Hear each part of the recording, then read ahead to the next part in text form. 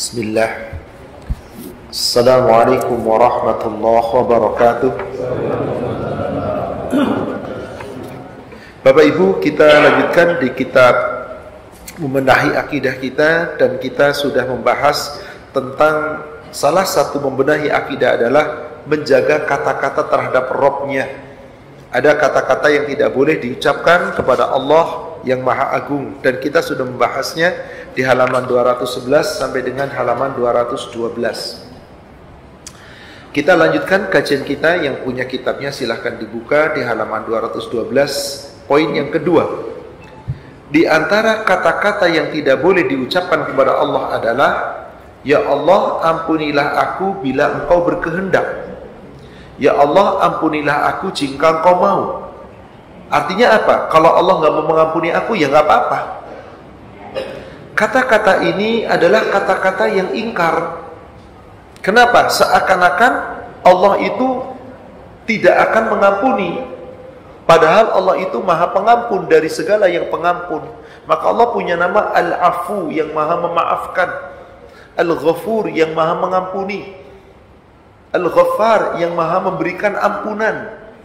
Tidak mungkin Allah tidak mengampuni dosa hambanya. At-Tawwab, Allah Maha penerima taubat. Padahal tegas Allah firmankan di surah 39 Az-Zumar ayat 53. Allah Subhanahu wa taala berfirman, A'udzu billahi minasyaitonir rajim. Qul li'ibadiyalladzina asrafu 'ala anfusihim la taqnatu mir rahmatillah. Katakanlah, hai hamba-hambaku yang israf, yang telah banyak berbuat kesalahan dan dosa, melampaui batas atas diri-diri mereka sendiri. La taqnatu mir rahmatillah, jangan kalian berputus asa dari rahmat Allah. Innallaha yaghfiru dzunuba jami'a, sesungguhnya Allah akan mengampuni dosa-dosa semuanya. Di sini jaminan Allah, Bapak Ibu Saudaraku seiman yang semoga dirahmati Allah. Andai seorang hamba bertobat kepada Allah, Allah pasti ampuni. Maka kalimat ya Allah ampuni aku jika Engkau mau, jika Engkau tidak mau, tidak apa-apa, aku tidak diampuni. Lalu apa yang akan kau kerjakan kalau Engkau tidak dapat ampunan? Jadi langsung ya Allah ampunilah aku. Allahumma gfirli, Rabbi gfirli, warhamni. Maka kalimat-kalimat yang inilah yang harusnya diucapkan seorang hamba. Tadi Allah katakan innallaha yaghfiru dzunuba jami'a, Allah akan mengampuni kesalahan dan dosa-dosa semuanya, karena Allah itu sungguh Maha Pengampun lagi Maha Penyayang. Salah satu sifat yang tidak dimiliki makhluk dan hanya Allah yang memiliki sifat yang sempurna itu. Apa itu? Sifat rahmah, kasih sayang Allah. Di antara kasih sayang Allah adalah Allah berikan jaminan ampunan bagi seorang hamba yang berbuat kesalahan dan dosa sepanjang mau bertobat kepada Allah. Coba Bapak Ibu, saya buatkan ilustrasi. Bapak disakiti seseorang, si fulan menyakiti Bapak, menyakiti Ibu. 3 buah. Pernah mencaci maki di hadapan orang, pernah memfitnah, pernah mengambil harta. Mencaci maki, memfitnah, mengambil harta, 3 kesalahan. Orang itu datang minta maaf kepada Bapak dan Ibu.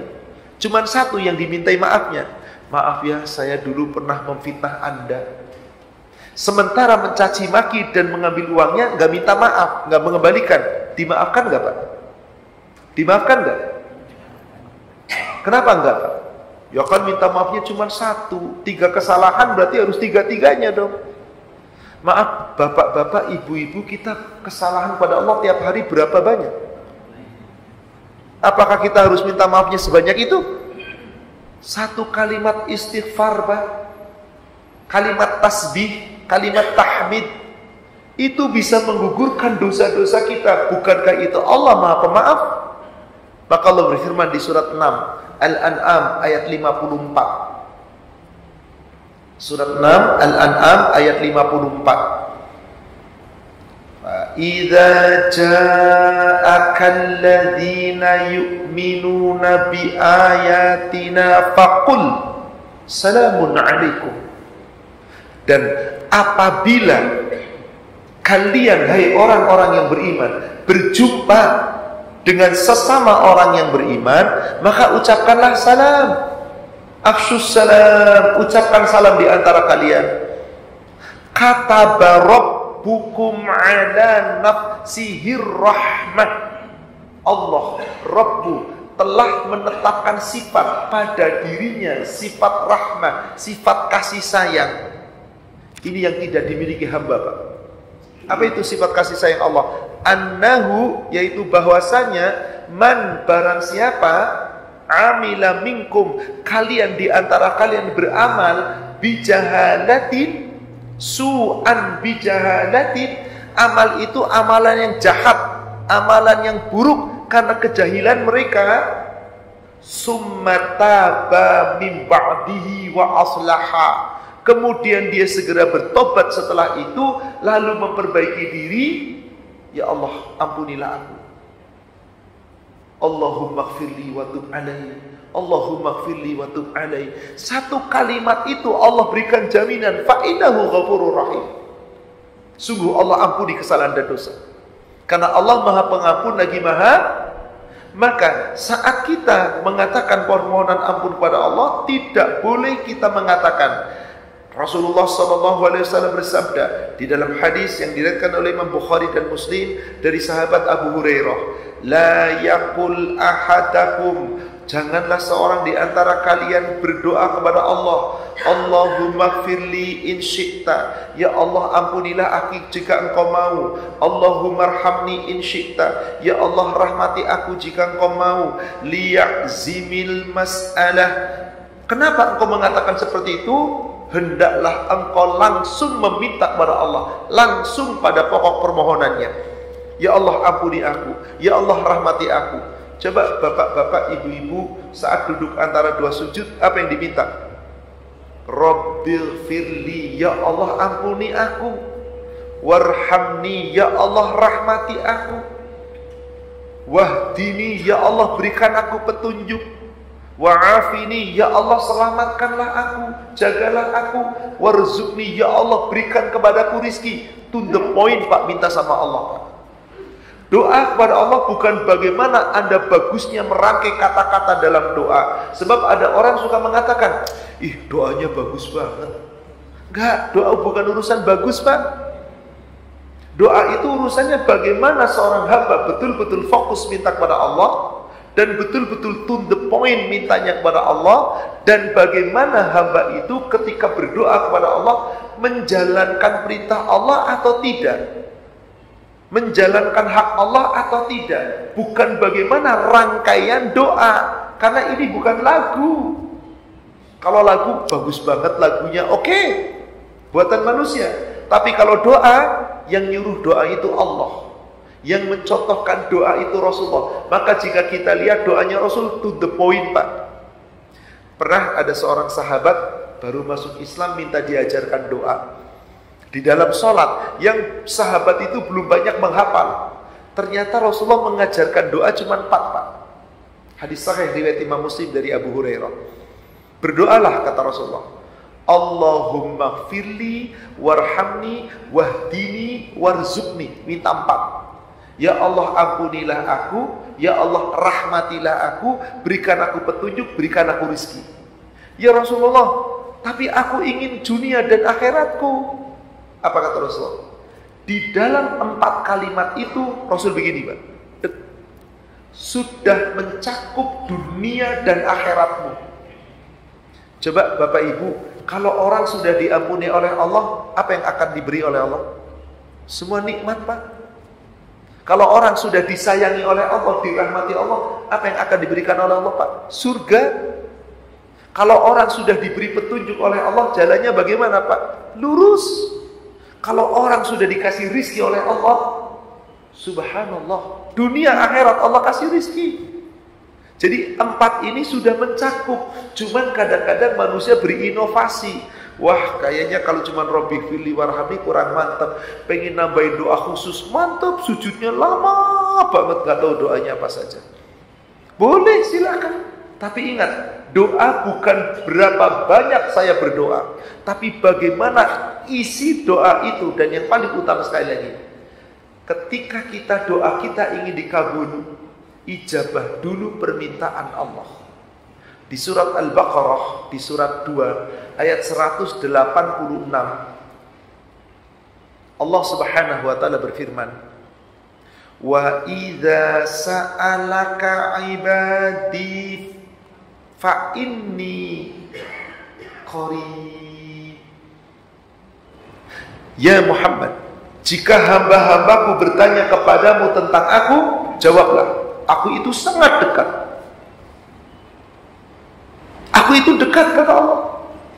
Ujibu da'watad da'i idza da'an. Aku akan mengijabah, aku akan memperkenankan doa hambaku jika dia berdoa. Yang penting berdoanya, Pak. Dan pada pokok permasalahannya, apa syaratnya? Doa kita diijabah oleh Allah. Fal yastajibuli, maka hendaklah orang-orang yang berdoa kepadaku agar doanya diperkenankan, mereka memperkenankanku, memperkenankan Allah, mengijabah Allah, keinginan Allah, perintah Allah, aturan Allah, ijabah dulu. Wal yu'minu bi, dan berimanlah kamu kepadaku, la'allakum yarshudun, mereka pasti beruntung. Jadi syarat doa dikabulkan itu apa? Bukan bagaimana cara Anda berdoa, tapi apakah syarat-syarat doa itu terpenuhi. Yang jelas ketika kita minta kepada Allah, jangan kemudian jika engkau mau langsung minta kepada Allah. Ketika minta ampun, ya Allah ampuni aku, karena Allah perintahkan bertobat kepada Allah dengan awal istighfar lalu bertobat, dijamin oleh Allah dikasih nikmat yang baik. Satu kalimat, astaghfirullah wa atubu ilaihi, permintaan mohon ampun kepada Allah, tapi konsekuensinya setelah Anda bertobat, lurus jalannya, jaga aturan Allah, Allah kasih nikmat yang baik. Allah janji di surat Hud, surat 11 ayat yang ketiga, wa anistaghfiru rabbakum summa tubu ilaihi, dan hendaklah kamu memohon ampunan kepada Allah Rabbmu, kemudian bertobat kepadanya, to the point langsung, ya Allah ampuni aku, ya Allah terima tobatku. Kalimat-kalimatnya itu banyak, Rasulullah memberikan contoh. Astaghfirullah, cukup ada kalimat itu. Astaghfirullahaladzim wa atubu ilaihi, boleh. Astaghfirullahaladzim alladzi la ilaha illa huwal hayyul qayyum wa atubu ilaihi, silakan. Silakan dengan kalimat-kalimat yang memang dicontohkan oleh Nabi, tapi tidak ada kalimat andai engkau mau, karena Allah tidak boleh dipaksa. Lalu bagaimana jika kita sudah minta ampun kepada Allah dan Allah ampuni kita? Yumatti'akum mata'an hasana ila ajalin musamma, niscaya Allah akan memberikan kepada kamu kenikmatan yang baik. Mata'an hasana, kenikmatan yang baik terus menerus, Pak.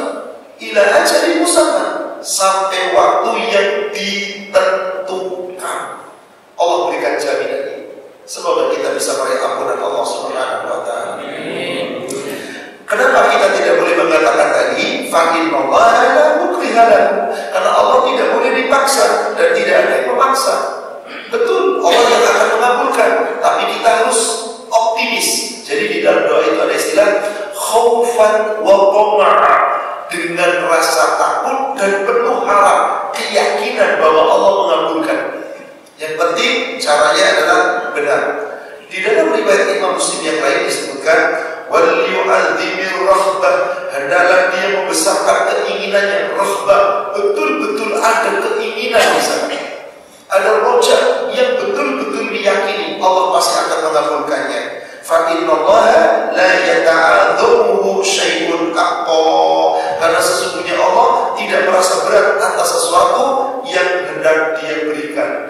Maka larangan ini ada dua pertimbangan di sini disebutkan oleh penulis. Pertama, tidak ada yang memaksa Allah untuk berbuat, karena Allah melakukan apa yang Dia inginkan.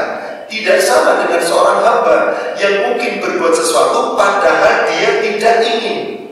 Dia melakukan karena takut atau karena berharap dari seseorang. Tetapi Allah tidak demikian. Allah berbuat bukan karena makhluk. Allah berbuat karena apa?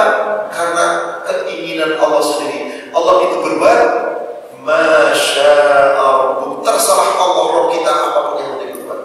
Maka Allah punya kehendak, iradah. Allah juga punya masyiah, kehendak. Manusia punya kehendak, tapi kehendak Allah di atas kehendak manusia. Alasan yang kedua, menggantungkan permohonan kepada kehendak Allah menunjukkan kemalasan dan sedikitnya semangat dalam berdoa. Bila terwujud atau bila tidak, maka dia tidak membutuhkannya. Ini mengisyaratkan bahwa mengucapkannya tidak membutuhkan Allah. Contoh Pak, Bapak atasan saya bawahan, saya mau kasbon, qadarullah gaji saya 10 juta per bulan, saya butuh 20 juta biaya untuk sekolah. Pak, saya mau kasbon sama Bapak, ya kalau dikasih, kalau enggak ya nggak apa-apa. Kira-kira gimana Pak? Ya udah nggak usah kasbon. Saya berarti apa? Nggak serius. Saya ngomong begitu, Bapak tersinggung loh. Loh, kamu mau minta bantuan apa enggak sih? Ya minta Pak, tapi kalau Bapak mau, kalau enggak ya nggak apa-apa. Lalu bagaimana caranya? Pak, sungguh saya sangat butuh bantuan Bapak. Saya sangat berharap Bapak orang yang baik. Saya yakin Bapak masih akan memperhatikan permintaan saya. Saya sedang butuh ini Pak. Saya kasbon Pak 20 juta, nanti dipotong deh 5 juta tiap gajian 4 bulan Pak. Atau 2 juta tiap gajian 10 bulan Pak. Tolong ya Pak. Gimana perasaan Bapak kamu ini? Tergugah Pak. Mau lewat surat, mau langsung terserah. Tapi permintaannya to the point. Coba kalau saya ngomongnya, Pak saya kasbon 20 juta ya Pak. Kalau Bapak mau, kalau Bapak nggak mau ya nggak apa-apa. Lalu Anda mau minta kemana? Adinilah, kenapa kita tidak seperti itu? Kalau kita mengatakan jika Allah mau, berarti seakan-akan apa? Kita malas meminta, kita nggak sungguh-sungguh. Jika dikasih, ya syukur. Kalau nggak, ya nggak apa-apa. Padahal manusia sangat bergantung dengan Allah. Allahus Samad. Maka Allah Subhanahu wa ta'ala bukankah berfirman, innama amruhu idza arada syai'an ayyaqula lahu kun fayakun. Sesungguhnya Allah itu jika berkehendak atas sesuatu, ucapan yang diucapkan apa? Jadilah, maka jadi. Tidak perlu dengan apapun. Inilah Allah. Maka Allah ketika memberikan permintaan hambanya, Allah pasti akan memberi jika hamba itu bersungguh-sungguh. Maka Allah berfirman di surat 40 ayat 60, surat Ghafir surat 40 ayat 60. Wa qala rabbukum ud'uni astajib lakum. Dan Allah Rabbu berfirman, berdoalah kepadaku, niscaya aku perkenankan bagimu. Kita minta, Allah janji apa itu Pak? Diperkenankan. Maka orang yang tidak berdoa sombong, kata Allah. Innal ladzina yastakbiruna an ibadati. Di situ terjemahannya apa Pak? Sesungguhnya orang-orang yang sombong tidak mau menyembahku. Betul begitu Pak? Karena kata-kata ibad artinya menyembah. Apakah yang dimaksud menyembah itu adalah menyembah ibadah dalam arti kata secara umum? Tidak. Ayat ini menyembah itu dikaitkan dengan awal ayat fi'il amr tadi, ud'un, berdoalah kepadaku, astajib lakum. Maka di dalam hadis yang diriwayatkan oleh Imam Ahmad, Abu Daud dan Imam An-Nasa'i dari Nu'man bin Bashir, Rasulullah SAW bersabda, inna du'a huwal ibadah. Doa itu sesungguhnya ibadah. Dalam lafaz yang lain dari Anas bin Malik, Rasulullah SAW bersabda, ad-du'a'u mukhul ibadah. Doa itu intisarinya ibadah. Doa itu sumsumnya ibadah. Doa itu otaknya ibadah. Maaf Pak, ada tulang tapi nggak ada sumsumnya. Berfungsi apa tulangnya Pak? Ada fungsinya Pak kalau nggak ada sumsum. Ada kepala tapi nggak ada otaknya, berfungsi nggak kepala? Ada tubuh tapi nggak ada jantungnya, berfungsi nggak tubuhnya? Jadi apa pusat ibadah itu, Pak? Ad-du'a. Assalamualaikum warahmatullahi wabarakatuh.